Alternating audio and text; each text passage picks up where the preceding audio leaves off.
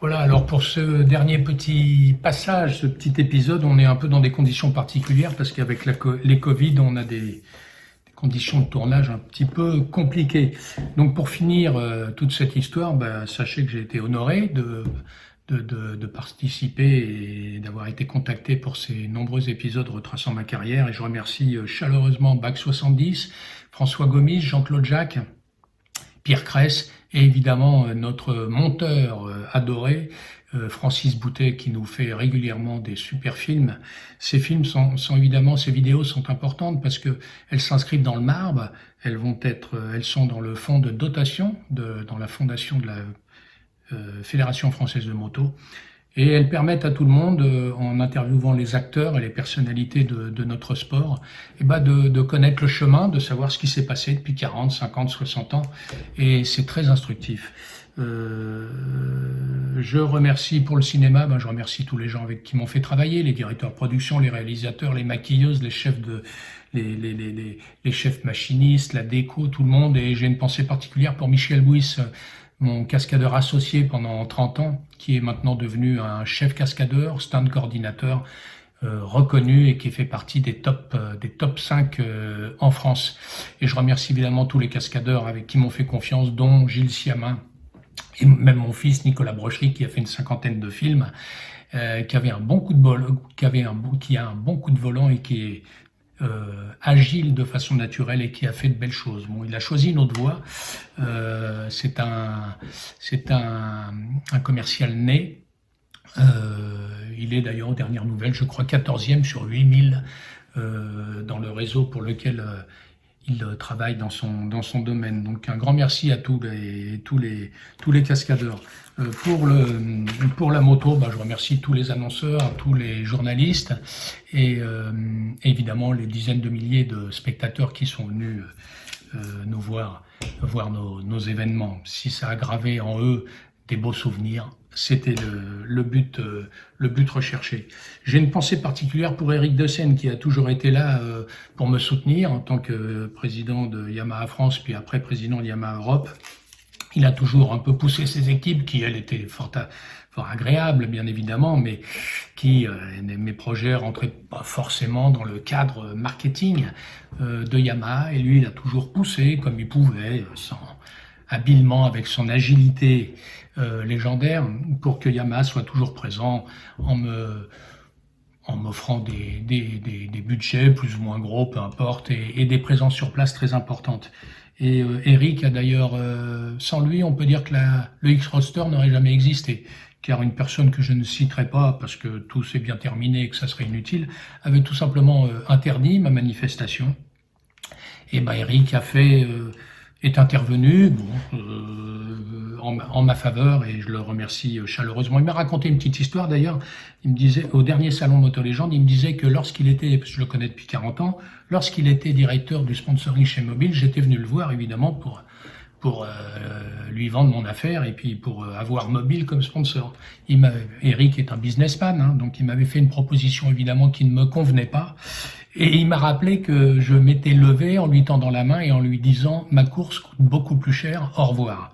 Donc on a rigolé avec ça, je lui présente mes excuses de cette attitude quelque peu arrogante, on va dire. Après, j'ai une grosse pensée pour Claude Michy. Claude Michy qui, lui, depuis le début également, nous aide et nous soutient avec Assurance Moto Verte, avec HVA Marcel Seurat. Il m'a offert les écrans géants pour les 4 éditions de la Grande Fête Nationale de la Moto sur son Grand Prix de France. C'est pas rien, car ça permet de mettre un coup de projecteur aussi bien pour les spectateurs présents que pour le milieu qui a vu évidemment les vidéos que je passais. C'était des vidéos de 30 secondes qui passaient en boucle. Et Claude fait un travail formidable. Les gens pensent qu'il organise que le Grand Prix de France, mais si vous saviez tout ce qu'il a organisé, tout ce qu'il organise encore, et tous les pilotes auto et moto qu'il a aidés, bien souvent personnellement, et d'autres fois en influençant chez des annonceurs, mais seulement Claude ne se vante pas de tout ça. C'est le vrai passionné. Claude, son amour professionnel, c'est la course. Et Claude, il organise d'ailleurs quelque chose de super l'année prochaine, puisqu'il va y avoir des fan zones pour le Grand Prix de France Moto sur 5 ou 6 circuits de France à différentes régions. Enfin, vous en saurez plus en allant sur la page du Grand Prix de France.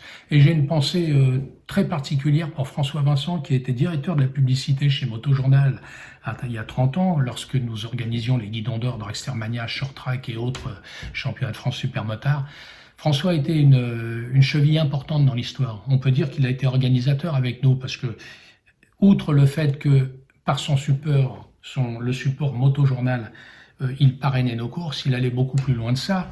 Puisqu'il était directeur de la publicité, évidemment, il connaissait tous les annonceurs, donc il a créé des ponts, et grâce à lui, nous avons trouvé des budgets, soyons clairs.